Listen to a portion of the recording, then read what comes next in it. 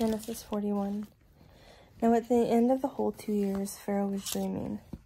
Behold, there he was, standing by the Nile. Then behold, there were 7 cows, good-looking and beefy, and they grazed in the reeds. Then behold, there were 7 other cows coming up after them from the Nile, ugly and emaciated, and they stood beside the cows at the edge of the Nile. Then the ugly, emaciated cows ate the 7 good-looking, beefy cows, and Pharaoh woke up.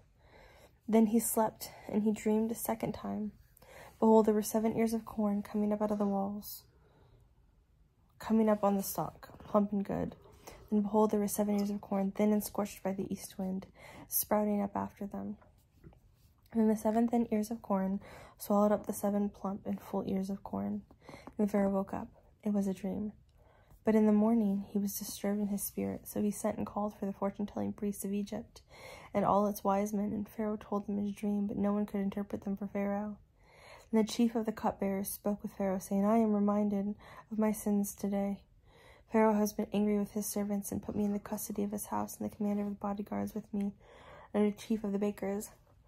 Then we each dreamed a dream on the same night, and he and I, we both dreamed. Yet each dream had its own interpretation. Now there was with us this Hebrew youth, a slave belonging to the commander of the bodyguards. When we told him, he interpreted our dreams for us. Each man's dreams he interpreted. Then it came about, just as he interpreted for us. So it happened. Me he restored to my position, but him he hung. Then Pharaoh sent and called for Joseph, so they quickly fetched him from the pit. He shaved, changed his clothes, and came to Pharaoh. Then Pharaoh said to Joseph, I dreamed a dream, and there is no one to interpret it. I heard about you. It is said that you can listen to a dream and to interpret it. Then Joseph answered Pharaoh, saying, It's not within me. God will answer the shalom for Pharaoh. With shalom for Pharaoh. So Pharaoh said to Joseph, In my dream there I was, standing by the bank of the Nile, and to my surprise, out of the Nile, 7 cows were coming up, beefy and good-looking, and they grazed in the reeds. Then all of a sudden, there were 7 other cows coming up after them, feeble and very ugly and emaciated. I've never seen the likes of these in the whole land of Egypt for ugliness. And the emaciated and ugly cows ate the first 7 beefy cows. When they were devoured, one couldn't tell that they had been devoured. Their appearance was as ugly as it was at first. Then I woke up. Then I saw in my dream there were 7 ears of corn coming up from one stalk, plump and good. Then suddenly there were 7 ears of corn, dried up thin and scorched by the east wind, sprouting up after them. Then the thin ears of corn swallowed up the 7 good ears of corn, so I told the fortune-telling priests, but no one could provide me with an explanation. Then Joseph said to Pharaoh, Pharaoh's dream is one. God has told Pharaoh what he is about to do. The 7 good cows, they are 7 years. And also the 7 ears of corn, they are 7 years. It is one dream. Then 7 emaciated and ugly cows coming up after them, they are 7 years. Also the 7 empty ears of corn, scorched by the east wind, there will be 7 years of famine. It is the word that I have already said to Pharaoh. What God is about to do, he has shown to Pharaoh. 7 years of abundance are about to come in the whole land of Egypt. Then 7 years of famine will come up after them, and all the abundance in the land of Egypt will be forgotten, and the famine will consume the land. So the abundance in the land will be unknown because of the famine that follows, for it will be a very oppressive famine. Now as for repeating Pharaoh's dream twice, it's because the matter has been settled by God, and God will quickly make it happen. So now let Pharaoh select a man discerning and wise, and set him in authority over the land of Egypt. Let Pharaoh act by appointing administrators over the land, and take a 5th portion from the land of Egypt during the 7 years of abundance. Then let them gather all the food from these good years that are coming, and let them store up the grain under Pharaoh's hand as a foot for the cities, so they may preserve it. Let the food be held in reserve for the land, for the 7 years of famine that is coming upon the land of Egypt. Then the land will not be annihilated by the famine. Now the plan seemed good in the eyes of Pharaoh as well as his servants. Then Pharaoh said to his servants, Can a man like this be found, one in whom God is in God's spirit? Then Pharaoh said to Joseph, Since God has made all known to you, there is no one as discerning and wise as you. You will be over my house, and all my people will pay homage to you. Only in relation to the throne will I be greater than you. Then Pharaoh said to Joseph, See, I appoint you over the whole land of Egypt. Then Pharaoh removed his signet ring from his hand and put it on Joseph's hand, clothed him with fine linen and garments, and put a chain of gold around his neck. Then he had him ride in the chariot as second in command. the one that belonged to him, and they called out before him, "Kneel down." So he appointed him over the whole land of Egypt. Pharaoh said to Joseph, "I am Pharaoh, yet without your permission no one will lift up his hand or his foot in the whole land of Egypt." Then Pharaoh named Joseph Zaphaneth-Paneah, and gave him Asenath, daughter of Potiphar, priest of On, as his wife. Then Joseph went out in charge of the land of Egypt. Now Joseph was 30 years old when he began serving as a representative of Pharaoh, king of Egypt. Joseph went out from Pharaoh's presence and passed throughout the whole land of Egypt. During the 7 years of abundance, the land produced its heaps. So he gathered all the food in the land of Egypt during the 7 years and put food in the cities, and the food from the fields surrounding the cities he put in each city. So Joseph stored up grain like the sand in the sea, vast amounts, until he stopped keeping record, because it was beyond counting. 2 sons had also been born to Joseph before the year of famine came, born to him by Asenath, daughter of Potiphar, priest of On. Joseph named his firstborn Manasseh, because God has caused me to forget all my trouble and all my father's house. What'd you say? No, one of them. And then the second he named Ephraim, because God has made me fruitful in the land of my oppression. Then the 7 years of abundance in the land of Egypt came to an end, and the 7 years of famine started to come, just as Joseph had said. So there was a famine in all the lands, but the whole land of Egypt there was bread.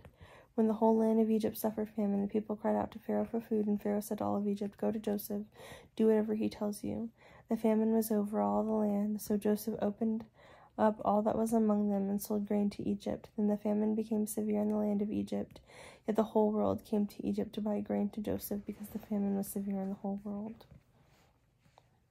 Genesis 42. Now Jacob saw that there was grain in Egypt, so Jacob said to his sons, "Why are you looking at each other?" Then he said, "Look, I've heard that there's grain in Egypt. Go down there and buy some grain for us, so that we'll live and not die." So Joseph's brothers went down, 10 of them, to buy grain from Egypt. But Benjamin, Joseph's brother Jacob, did not send, for he said an accident might happen to him. These sons of Israel went to buy grain among the others who were coming, because the famine was in the land of Canaan. Now Joseph was the ruler over the land. He was the provider of rain for all the people of the earth. Then Joseph's brothers came and bowed down to him with faces to the ground. When Joseph saw his brothers, he recognized them, but he made himself unrecognizable to them.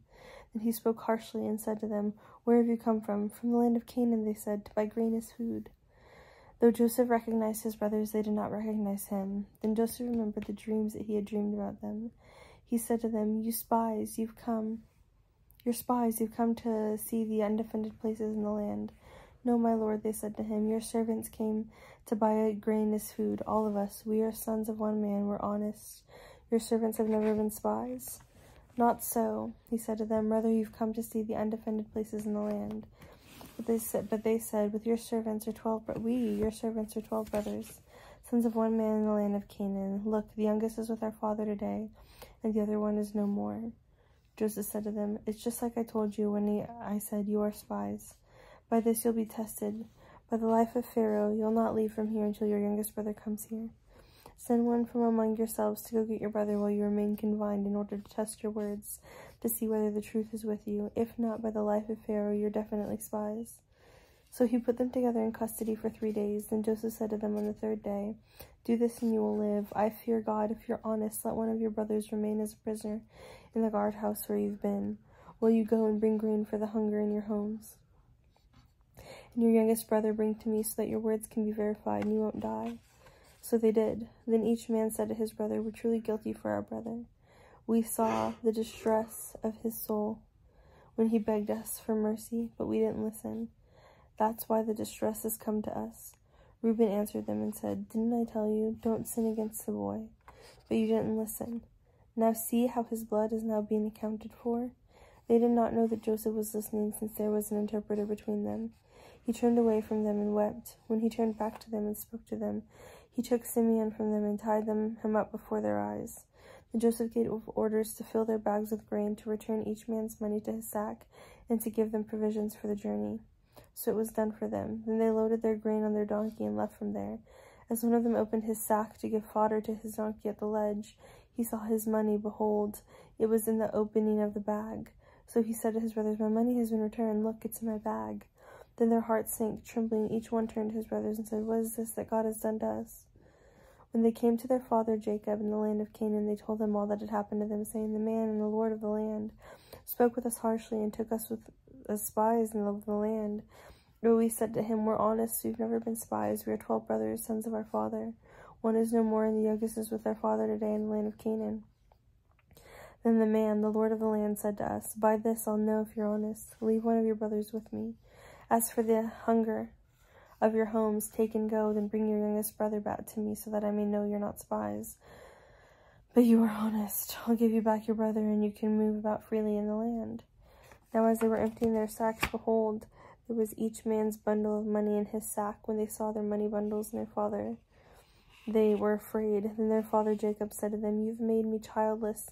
Joseph is no more, now Simeon is gone, and next you'll take Benjamin. Everything is against me. Then Reuben spoke to his father, saying, You can put my 2 sons to death if I don't bring him back to you. Put him in my hand, and I will return him to you. But he said, My son will not go down with you, for his brother is dead, and he alone remains, and if harm should happen to him, along the way you're going, you'll bring my gray hair down to Sheol in grief. Chapter 43. Now the famine was severe in the land, and when they finished eating the grain they had brought from Egypt, their father said to them, Go back, buy us a little food. But Judah said to him, The man warned us firmly, saying, You won't see my face unless your brother is with you. If you send our brother with us, we will go down and buy grain for our food, but if you won't send him, we won't go down. Because the man said to us, You won't see my face unless your brother is with you. Then Israel said, Why did you do evil to me by telling the man that you have another brother? They said, The man questioned particularly about us and about our relatives. Is your father still alive? Do you have a brother? So we spoke to him on the basis of these words. How could we possibly know that he would say, Bring your brother down? Then Judah said to his father Israel, Please send the boy with me, and we'll get up and go, so that we'll live and not die, we and you and our children. I myself will be his pledge. You can demand him back from my own hand. If I don't bring him back to you and place him before you, then you can blame me all my days. If we had not delayed, we could have returned twice by now.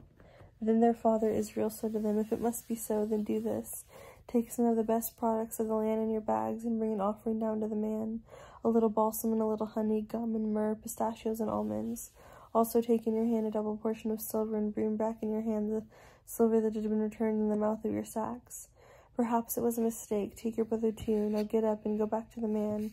May El Shaddai grant you mercy before the man, so that he may release your brother to you along with Benjamin. As for me, if I am bereaved, I am bereaved. Then the men took this offering. They also took the double portion of silver in their hand, as well as Benjamin.